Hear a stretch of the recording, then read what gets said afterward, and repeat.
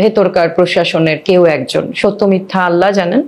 তো এটা আমরা জেনেই নেমেছি, যেটাকে আমরা বলে যে কাফনের কাপড় মাথায় পরেই নেমেছিলাম সবাই।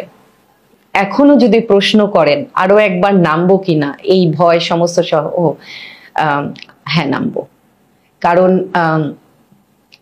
আতঙ্ক হয়, বিশেষ করে যখন হাসপাতালগুলায় গিয়েছি তখন বুঝতে পেরেছি যে আহত শব্দটার মানে কি, সেটা তো একটা আছে।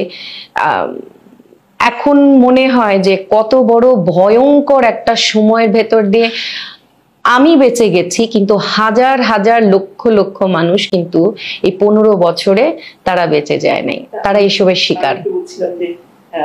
যদি এটা না হতো তাহলে আজকে আপনি আমাকে এখানে পেতেন না, আমাকে আয়না ঘরে থেকে থাকতে হতো, অথবা হঠাৎ করে ফোর্স ডিসঅ্যাপিয়ারেন্স যেটা গুম বলি সেখানে হতে হতো, আপনার সাথে আমার এখানে দেখা হতো না, এটা নিশ্চিত। আমি 5 তারিখের